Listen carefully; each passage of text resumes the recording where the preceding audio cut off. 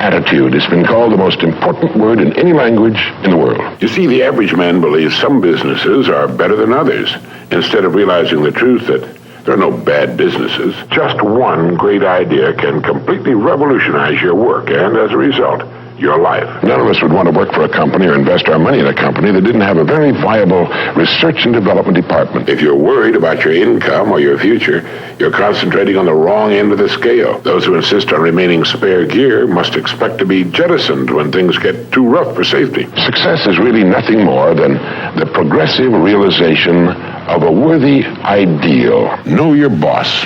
He's the customer.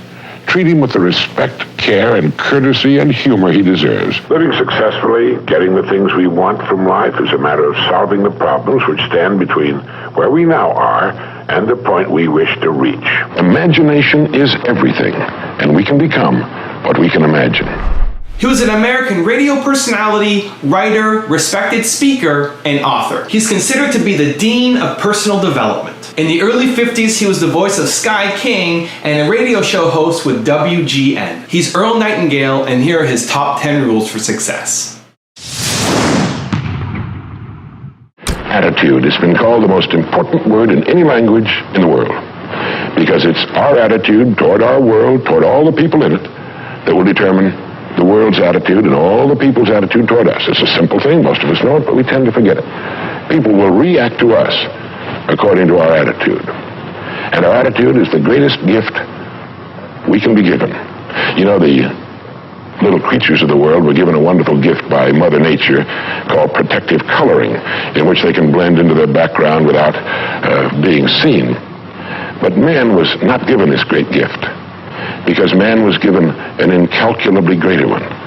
Only man has the godlike power to make his surroundings change to fit him, because his environment will change as he changes. A man's environment is a merciless mirror of him as a human being. And if he thinks his environment can stand a little improvement, all he has to do is improve, and his environment will improve to reflect the changing man. There's nothing more pitiful to my mind than the person who wastes his life running from one thing to another, forever looking for the pot of gold at the end of the rainbow, and never staying with one thing long enough to find it.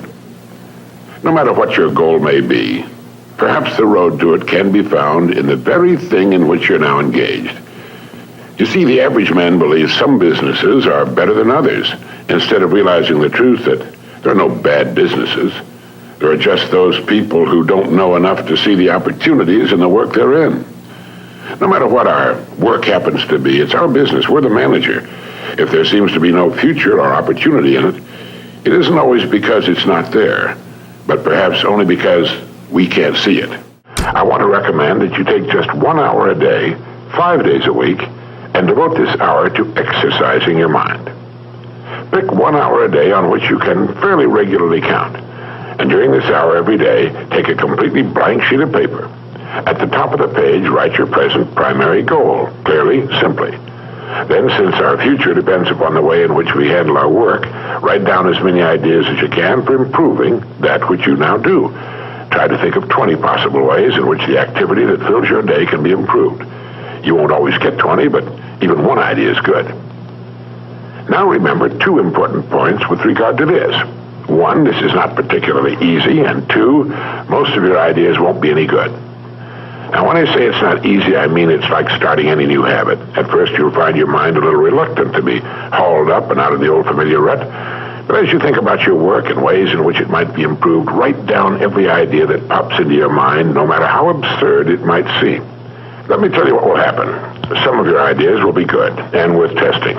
The most important thing this extra hour accomplishes, however, is that it deeply embeds your goal into your subconscious mind, starts the whole vital machinery working. And 20 ideas a day, if you can come up with that many, total 100 a week, even if you don't think on weekends. An hour a day, 5 days a week, totals 260 hours a year, and still leaves you 3,740 hours of free leisure time. Now, this means you'll be thinking about your goal and ways of improving your performance, increasing your service, 6.5 full extra working weeks a year. 6.5 40-hour weeks devoted to thinking and planning. Can you see how easy it is to rise above the so-called competition? And will still leave you with 15 hours a day to spend as you please. Starting each day thinking, you'll find that your mind will continue to work all day long. You'll find that at odd moments, when you least expect it, really great ideas will begin to pop into your mind. And when they do, write them down as soon as you can. Just one great idea can completely revolutionize your work and, as a result, your life. None of us would want to work for a company or invest our money in a company that didn't have a very viable research and development department. That is, pumping a good percentage of its profits back into research and development because its future depends on it.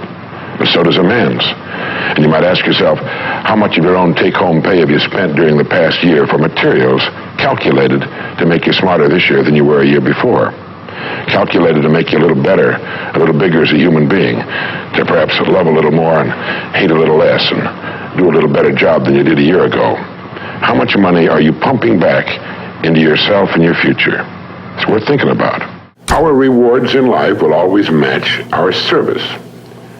It's another way of saying, as ye sow, so shall ye reap. And it's been written in many ways, in every language on earth. I like to think of this law in the form of a giant apothecary scale. One of the bowls is marked service, and the other is marked rewards.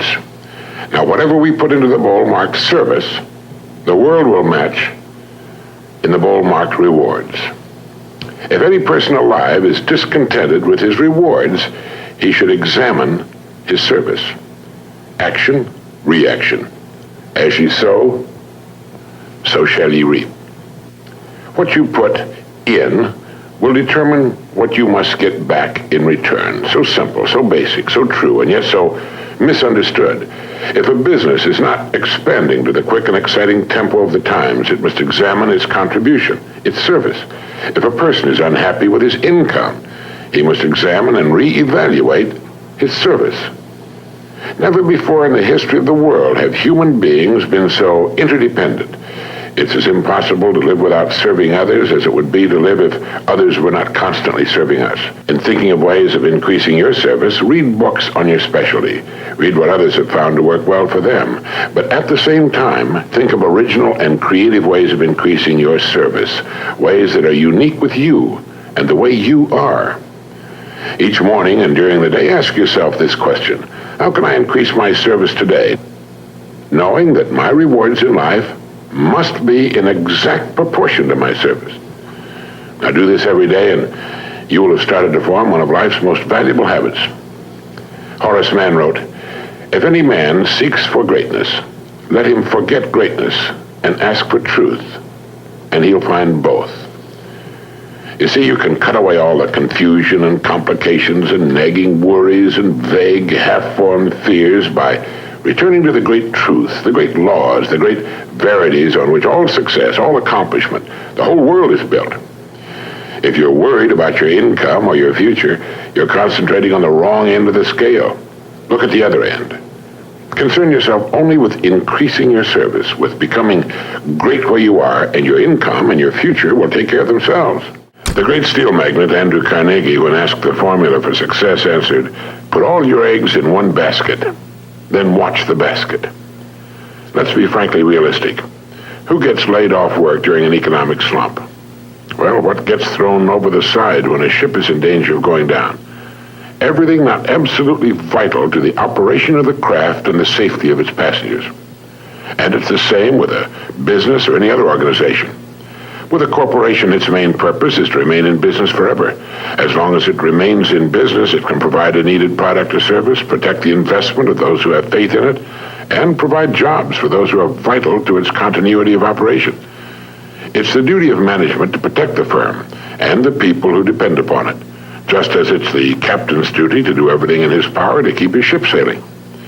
All a person needs to do is to make certain that he or she is a vital part of his business or organization. Those who insist on remaining spare gear must expect to be jettisoned when things get too rough for safety. Nobody, particularly the captain, likes to see cargo thrown over the side, but if it'll help save the ship, there's simply nothing else to do. That's why people are laid off. It has nothing to do with management and labor relations or personalities, and in the long run, it's best for everyone, since once smooth sailing has again been reached, additional employment can be made available. So each of us must decide whether we want to be part of the cargo or a member of the crew. Most people don't know what success is all about. And since they don't know what it's about, they really don't know where to look for it. Success is really nothing more than the progressive realization of a worthy ideal. This means that any person who knows what he's doing and where he's going is a success. Any person with a goal toward which he's working is a successful person.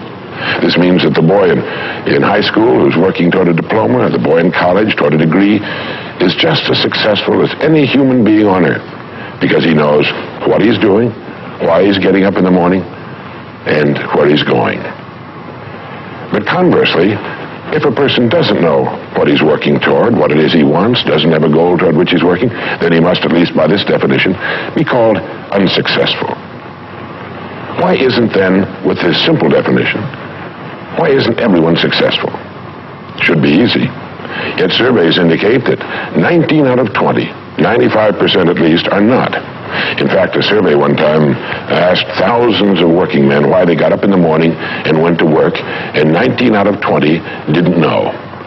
19 out of 20 working people didn't have the foggiest notion of why they got up in the morning and went to work. Under closer questioning, they said, well, everybody works. Well, that would be a good reason to quit. In fact, here's a little rule of thumb you might want to remember. Whatever the great majority is doing under any given circumstance, if you do exactly the opposite, you'll probably never make another mistake as long as you live. Just something to keep in the back of your mind. The problem with most people is that they're playing the world's most unrewarding game, and the name of the game is follow the follower. There's a story about a small town in which there was a jewelry store, and like all jewelry stores, or most jewelry stores at least, he had a big clock in his window. And every morning for years he'd noticed a working man stop, adjust his pocket watch to the same time as the clock in the window. He'd been doing this for many years, and one morning the jeweler was out in front sweeping a sidewalk, and so he asked the man, he said, tell me, why do you adjust your watch to my big clock every morning? I've noticed you doing that for years. The man said, well, I'm the foreman down at the big plant. He said, I want to make sure my watch is correct because I blow the quitting whistle every night at 5 o'clock. And the jeweler looked at him rather strangely for a minute, and he said, well, that's funny. He said, I've been setting that big clock in the window by that quitting whistle all these years.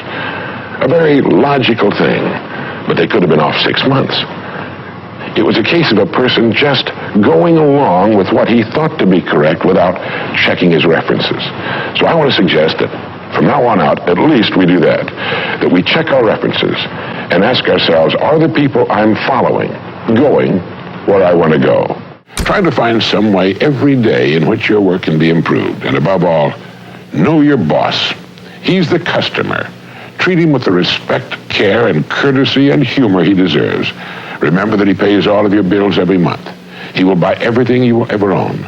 He may be, of course, crude, coarse, ignorant, selfish, conniving, and a thoroughgoing savage. He often will be. And here it's more important that you treat him with all the care and attention you can muster. If you don't, and if you permit his attitude to affect yours, you're admitting that he's the stronger person. If you respond the same way he conducts himself, you're admitting you're no better than he is.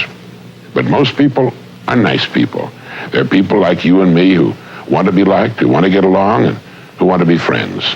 They have problems and sorrows of their own, of which we're not aware. And they have bad days and disappointments. Make sure that the time they're with you is a high spot in their day, and they'll want to come back, not just because of your company, but because of you. Successful people are not people without problems. They're simply people who've learned to solve their problems. And there you have it. Living successfully, getting the things we want from life is a matter of solving the problems which stand between where we now are and the point we wish to reach. No one is without problems. They're a part of living. But let me show you how much time we waste in worrying about the wrong problems. Here's a reliable estimate of the things people worry about. Things that never happen, 40%. Things over and past that can't be changed by all the worry in the world, 30%. Needless worries about our health, 12%. Petty miscellaneous worries, 10%. Real, legitimate worries, 8%.